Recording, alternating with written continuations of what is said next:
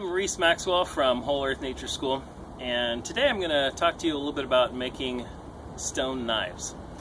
Discoidal knives is a disc. It's basically called discoidal because we're trying to flake off a little disc of a knife from a stone. And if you have seen Matt's prior video, he's got some nice large stones, real fine grain, that he's been using to break off some flakes of stone.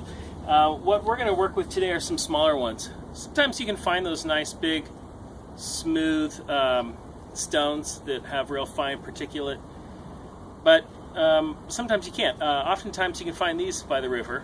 These are some smaller stones, and what you're going to need is a few things. You'll need an anvil, a place to have your stone rest upon. If you just try to do this in the ground to smack off a piece, it's going to dig down into the dirt, and you're not going to have that action being really acted upon here. It's going to travel through. So we're going to do that upon here. Here's some stones that we're going to try to flake off some little knives from, and then you need a hammer stone.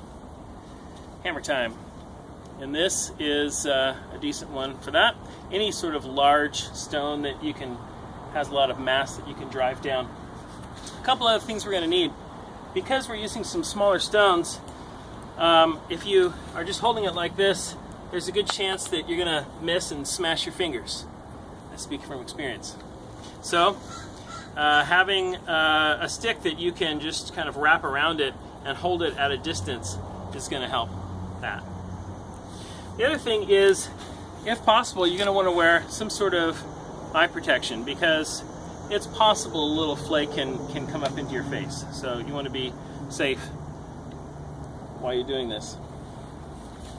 Alright, so we've got our stone here. Now these stones, let me say one more bit about the stones. If you're looking for a stone to be able to take a piece of it off to make a little blade, you're going to want to find one that is really smooth.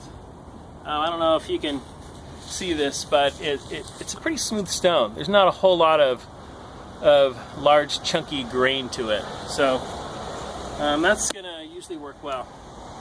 This is still a tough process, and it's going to take probably several smacks to be able to get a piece off of it that we could use for a knife, but let's just try this out and see what happens.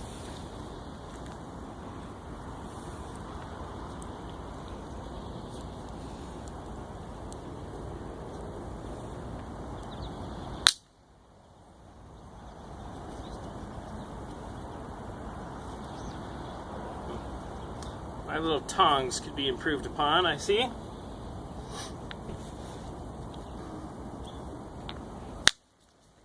Yes.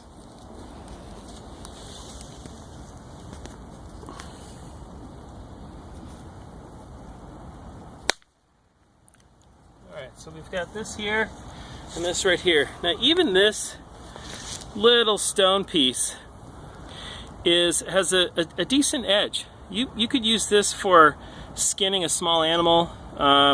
You could use this for even shaping a point on a stick. Who doesn't like pointy sticks? And this here is beginning to we've got a bit of an edge here too. So we can do that again, try to flake off some more pieces here, or we can set it this way, flake off some pieces. You can see we could make quite a few pieces off of this that we could use, and then also use this one as well. That's about it. It's pretty simple. You're just in essence smashing rocks, but you're not taking these and just throwing them on the ground. It's not going to be an effective way of doing it. A lot of kids want to start off to break open a rock by just kind of throwing it on the ground.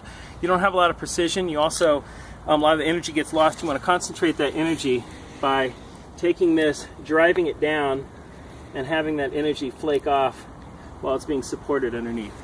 So, there you have it, stone tools.